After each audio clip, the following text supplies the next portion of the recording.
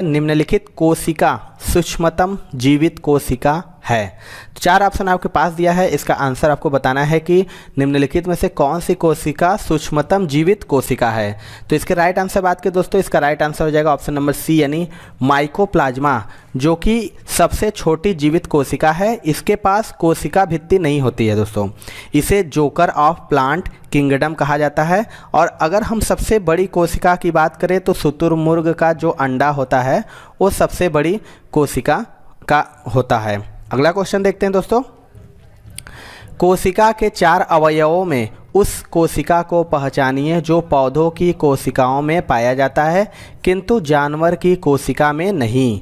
4 option है आपके पास, इसमें से आपको बताना है कौन सी कोशिका है जो पौधों की कोशिका में पाया जाता है लेकिन जानवर की कोशिका में नहीं पाया जाता।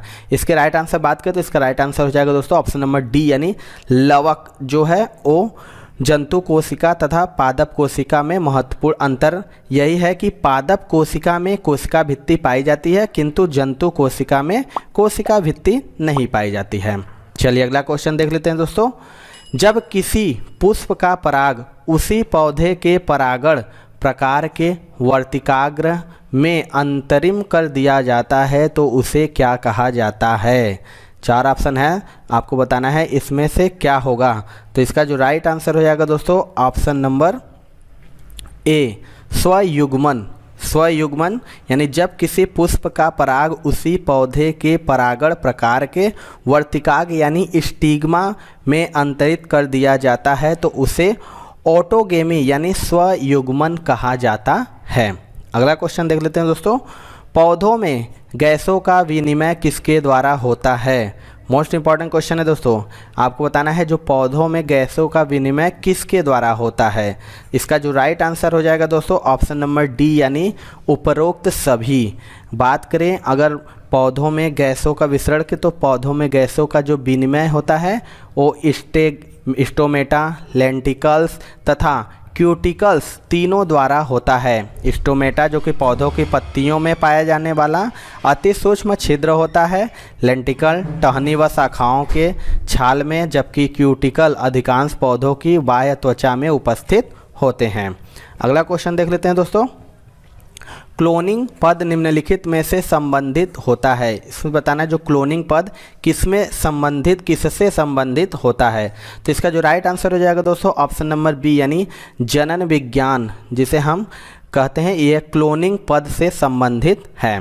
अगला क्वेश्चन देख लेते हैं दोस्तों, आपका जो आगामी एग्जामिनेशन है उस ग्रुप डी उसके लिए बहुत सारे अच्छे ई बुक्स मैंने बनाए हैं जो निश्चित तौर पे आपको लेके प्रिपरेशन को और स्ट्रांग करना चाहिए। देखिए जीके के लिए आपको कहीं नहीं जाना है, 70 ज्यादा टॉपिक मैंने जीके के जितने भी टॉपिक पूछे जाते हैं टॉपिक वाइज जिसकी आपकी रिक्वायरमेंट सबसे ज्यादा है तो आप टॉपिक वाइज सारा स्टैटिक जीके एंड जीके खत्म कर सकते हैं इस ई बुक से, जिसमें सारे टॉपिक एक साथ इनबिल्ड किए गए हैं। तो इस ई बुक को आप जरूर ले लीजिएगा और जितने भी टॉपिक हैं सबको रिवाइज कर दीजिए क्योंकि सारे आपके एग्जामिनेशन ओरिएंटेड है। एंड साइंस का देखिए आपका वेटेज 25 नंबर के आपकी परीक्षा में तो 1000 क्वेश्चन दोस्तों, जिसमें आपके पिछले 10 वर्षों में जीव विज्ञान, रसायन विज्ञान, भौतिक विज्ञान के प्रश्न जो बार बार पूछे गए कंप्लीट डिटेल के साथ इसे भी कवर किया गया है। दूसरा ई book and third E book दोस्तों मैथ का है। दोस्तों मैथ का ये 500 क्वेश्चन का सुपर गेस्ट क्वेश्चन रेडी किया गया है specially railway group D examination जो 2022 में होने वाला है। सभी प्रश्नों के हल आपको दिए गए हैं नवीनतम पैटर्न पर आधारित, जिससे कि आप सभी जो क्वेश्चन उनके प्रैक्टिस करके एग्जामिनेशन में जाएं। ये तीनों ई बुक बहुत इंपॉर्टेंट है, आपको निश्चित तौर पर आपको इसे लेना है। डिस्क्रिप्शन बॉक्स में आपको लिंक है, लेके सारे का प्रैक्टिस स्टार्ट कीजिए और एकदम अच्छे से एग्जामिनेशन दीजिए। बच्चों का लिंग मुख्य रूप से निर्भर करता है, इनमें से जो बच्चों का लिंग निर्धारण होता है किस पे निर्भर करता है। तो इसका राइट आंसर हो जाएगा दोस्तों ऑप्शन नंबर ए यानी पिता पर। जो बच्चों का लिंग मुख्य रूप से निर्धारण होता है वो एक्स या वाई होता है, क्रोमोसोम पर निर्भर करता है।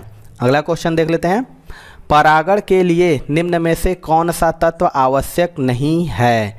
इनमें से जो है परागण के लिए कौन सा तत्व आवश्यक नहीं है। तो इसका राइट आंसर हो जाएगा दोस्तों ऑप्शन नंबर बी यानी आग जो है वो परागण के लिए आवश्यक नहीं है। अगर परागण की बात करें तो परागण मुख्य रूप से हवा हो गया, पानी हो गया और कीटों द्वारा होता है, आग से परागण नहीं हो सकता है। अगला क्वेश्चन देख लेते हैं, आधुनिक आनुवंशिकता का सिद्धांत किसने प्रतिपादित किया था? मोस्ट रिपीटेड क्वेश्चन है ये। आपको बताना है जो आधुनिक आनुवंशिकता का सिद्धांत किसने प्रतिपादित किया था। तो इसका राइट आंसर हो जाएगा दोस्तों ऑप्शन नंबर ए, यानी ग्रेगर मेंडल जो थे आनुवंशिकता का सिद्धांत ग्रेगर जॉन मेंडल के द्वारा दिया गया था। मेंडल को ही आनुवंशिकी का जनक भी कहा जाता है। अगला क्वेश्चन देखते हैं। कोशिकाओं में तत्कालीन ऊर्जा उत्पादन के लिए निम्नलिखित में से एक लिया जाता है। इनमें से इसका राइट आंसर क्या होगा? इसके राइट आंसर बात करें, इसका राइट आंसर हो जाएगा दोस्तों ऑप्शन नंबर डी, यानी ग्लूकोज। ग्लूकोज जो है कोशिकाओं में तात्कालिक ऊर्जा उत्पादन के लिए ग्लूकोज को लिया जाता है। ग्लूकोज के एक अणु में श्वसन से 36 एटीपी अणु ऊर्जा प्राप्त होती है। अगला क्वेश्चन देखते हैं दोस्तों। कोशिका गतिविधियां नियंत्रित की जाती हैं। बताना है कि इनमें से जो कोशिका गतिविधियां नियंत्रित की जाती हैं। तो इसका राइट आंसर हो जाएगा ऑप्शन नंबर डी, यानी न्यूक्लियस के द्वारा कोशिका की गतिविधियों पर नियंत्रण केंद्रक द्वारा होता है। यह कोशिका का एक महत्वपूर्ण कोशिकांग है। अगला क्वेश्चन देख लेते हैं। दोस्तों यदि आप रेलवे एसएससी एग्जामिनेशन की तैयारी कर रहे हैं तो अनअकैडमी के टॉप एजुकेटर्स आपके लिए टॉप बैचेज 22 जून से ला रहे हैं, जिनके साथ साथ दोस्तों आप कंप्लीट प्रिपरेशन कर सकते हैं, सारे एग्जामिनेशन के सेशन कवर कर सकते हैं और आपको मॉक टेस्ट एंड रेज एंड फीचर्स भी दिया जाता है। तो विजय बैच सीजीएल सीएचएसएल के लिए देखिए 22 जून से स्टार्ट हो रहा है। इसके अलावा दोस्तों कंप्लीट बैच जनरल स्टडीज 22 जून से स्टार्ट हो रहा है। बहुत सारे ऐसे बैचेज हैं like mission batch Delhi police के लिए, लक्ष्य बैच सीपीयू के लिए, एम बैच एसएससी स्टेनोग्राफर के लिए, एम बैच जीडी कांस्टेबल के लिए, सारे देखिए 22 जून से स्टार्ट हो रहे हैं, जो कि आप कंप्लीट कवर करके देगा सारा का सारा सिलेबस। आपको पूरे पाठ्यक्रम देखिए आपका पूरा का पूरा रेलवे एग्जामिनेशन के लिए भी 22 जून से स्टार्ट हो रहा है।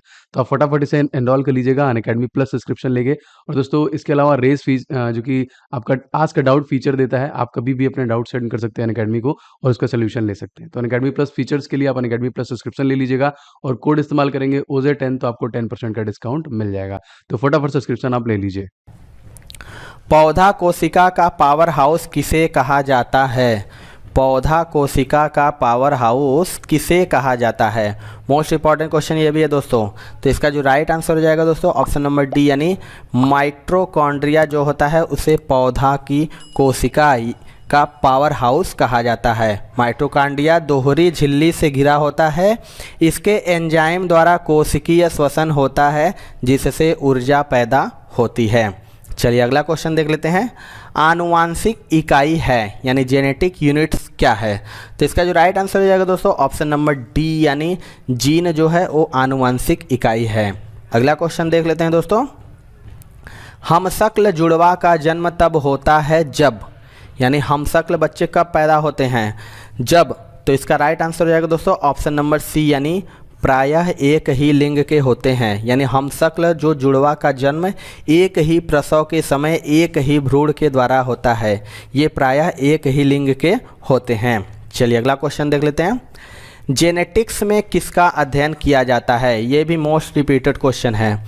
जेनेटिक्स में किसका अध्ययन किया जाता है? तो इसका जो राइट आंसर हो जाएगा दोस्तों ऑप्शन नंबर ए, यानी आनुवांशिकता एवं गुणसूत्र का। आनुवांशिकी अर्थात जेनेटिक्स जीव विज्ञान की वह शाखा है जिसके अंतर्गत आनुवांशिकता यानी जीवों की विभिन्नताओं एवं गुणसूत्रों का अध्ययन किया जाता है। चलिए अगला क्वेश्चन देख लेते हैं। आनुवंशिकी किससे संबंधित है? ये भी बहुत अच्छा क्वेश्चन है। आनुवंशिकी किससे संबंधित है? 4 ऑप्शन है आपके पास। तो इसका राइट आंसर जो हो जाएगा ऑप्शन नंबर ए हो जाएगा, यानी आनुवांशिकता। आनुवांशिकता के अंतर्गत जीनी लक्षणों के एक पीढ़ी से दूसरी पीढ़ी में स्थानांतरित होने की प्रक्रिया आनुवांशिकी कहलाती है। अगर इसके जनक क्वेश्चन पूछता है कि आनुवंशिकता के जनक कौन है, तो हैं सर ग्रेगर जॉन मेंडल। अगला क्वेश्चन देख लेते हैं दोस्तों। ऊतक विज्ञान में किसका अध्ययन होता है? ये भी बहुत अच्छा क्वेश्चन, मोस्ट इंपॉर्टेंट है। ऊतक विज्ञान में किसका अध्ययन होता है? तो इसका राइट आंसर हो जाएगा दोस्तों ऑप्शन नंबर ए, यानी ऊतकों का। ऊतक विज्ञान में ऊतकों की उत्पत्ति हो गई, संरचना एवं कार्यों का अध्ययन किया जाता है। दोस्तों अगर आपको वीडियो पसंद आ रहा हो तो प्लीज़ एक लाइक जरूर करिएगा दोस्तों, और हमारे चैनल पर नए हैं तो चैनल को सब्सक्राइब करके हमारे चैनल के साथ बन जाएं, क्योंकि हम ग्रुप डी की लगातार तैयारी कर रहे हैं। सारे टॉपिक हैं, फिजिक्स हो गया, chemistry, bio, GK, reasoning, math, सारा का सारा हम लगातार चैनल के माध्यम से आपको तैयारी करा रहे हैं, जिससे आपको आने वाले ग्रुप डी एग्जाम के लिए बहुत ही मदद मिलेगी। चलिए अगला क्वेश्चन देख लेते हैं दोस्तों। वनस्पति कोशिका तथा प्राणी कोशिका का अंतर किसकी उपस्थिति से स्पष्ट होता है? इसके राइट आंसर बात करें दोस्तों, इसका राइट आंसर हो जाएगा ऑप्शन नंबर ए यानी कोशिका भित्ति। जंतु कोशिका में प्लाज्मा झिल्ली तथा वनस्पति कोशिका में सबसे बाहर की तरफ कोशिका भित्ति पाई जाती है। जंतु कोशिका में कोशिका भित्ति का अभाव होता है। अगला क्वेश्चन देख लेते हैं। ऊतक है एक, यानी ऊतक क्या है, टिश्यूज क्या है? तो इसमें 4 ऑप्शन है, देखिए इनमें से बताना है कि जो ऊतक है वो क्या है। तो इसका जो राइट आंसर हो जाएगा दोस्तों ऑप्शन नंबर सी यानी समान कोशिकाओं का समूह है। ऐसी कोशिकाओं के समूह जो संरचना, आकृति, उत्पत्ति एवं कार्य में एक समान होते हैं उन्हें ऊतक कहा जाता है। चलिए अगला क्वेश्चन देख लेते हैं दोस्तों। गैमीट की शुद्धता के नियम का प्रतिपादन किसने किया था? गैमीट की शुद्धता का प्रतिपादन किसने किया था? 4 ऑप्शन है, इसमें से बताना है कौन थे वो वैज्ञानिक। तो इसका जो राइट आंसर हो जाएगा दोस्तों ऑप्शन नंबर बी हो जाएगा, मेंडल ने।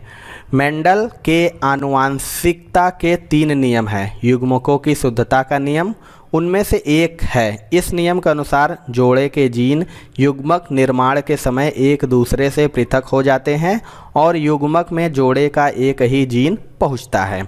चलिए अगला क्वेश्चन देख लेते हैं दोस्तों। निम्न में से किस ऊतक में कठोर कोशिका भित्ति पाई जाती है? 4 ऑप्शन है, आपको बताना है कि इनमें से ऊतक में कठोर कोशिका भित्ति पाई जाती है। तो इसका जो राइट आंसर हो जाएगा दोस्तों ऑप्शन नंबर बी हो जाएगा, स्क्लेरेनकाइमा। इसे दृढ़ोतक या स्क्लेरेनकाइमा मोटी भित्ति युक्त कठोर कोशिकाओं से निर्मित एक प्रकार का सरल ऊतक है। इन कोशिकाओं में काष्ठिल द्वितीयक भित्ति होती है। अगला क्वेश्चन देखते हैं दोस्तों।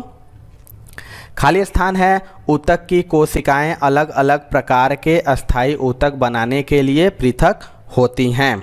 4 ऑप्शन है, इनमें से बताना है कि इसका जो राइट आंसर हो क्या होगा। तो इसके राइट आंसर बात करें दोस्तों, इसका राइट आंसर हो जाएगा ऑप्शन नंबर सी यानी विभज्य योतक। विभज्य योतक ऊतकों के विभाजन तथा विभेदन के फलस्वरूप विभिन्न प्रकार के अस्थायी ऊतकों का निर्माण होता है। अगला क्वेश्चन देख लेते हैं दोस्तों। कोलेनकाइमा ऊतक की कोशिकाएं डैश है से कोनों पर मोटी हो जाती है। तो इनमें से आपको बताना है कि खाली स्थान में कौन सा भराएगा। तो इसका जो राइट आंसर हो जाएगा दोस्तों ऑप्शन नंबर ए हो जाएगा, सेलुलोज और पेक्टिन।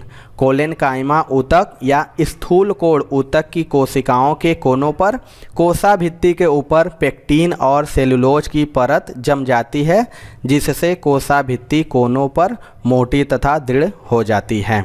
अगला क्वेश्चन देख लेते हैं दोस्तों। कोशिका भित्ति रहित समस्त बहुकोशिकीय यूकैरियोटिक जीवों को आप किस जगत में रखेंगे? ये भी मोस्ट रिपीटेड क्वेश्चन है, आपको बताना है इनमें से इसका राइट आंसर क्या होगा। तो इसका जो राइट आंसर हो जाएगा दोस्तों ऑप्शन नंबर बी यानी जंतु।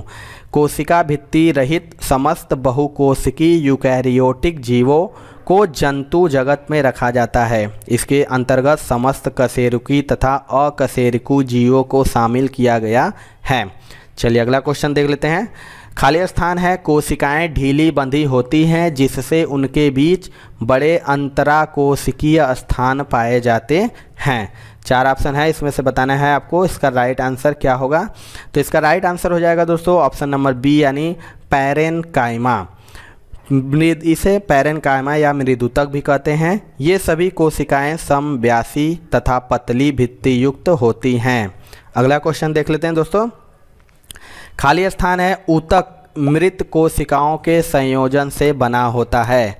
इसमें से कोलेनकाइमा है, स्क्लेरेनकाइमा है, पैरेनकाइमा है, एरेनकाइमा है। तो इसका जो राइट आंसर हो जाएगा दोस्तों ऑप्शन नंबर बी यानी स्क्लेरेन कायमा ऊतक मृत कोशिकाओं के संयोजन से बना होता है। इसे दृढ़ोतक भी कहते हैं। यह कोशिकाएं बहुत लंबी, सकरी तथा दोनों सिरों पर नुकीली होती है। इनकी कोशा भित्ति मोटी तथा लिग्निन युक्त होती हैं। तो ये थी दोस्तों आज की वीडियो। आपको वीडियो कैसा लगा कमेंट सेक्शन में ज़रूर बताइएगा। वीडियो पसंद आया होगा दोस्तों तो एक लाइक ज़रूर करिएगा। चैनल पे हमारे नए हैं तो चैनल को सब्सक्राइब करके बेल आइकन जरूर दबा लीजिएगा।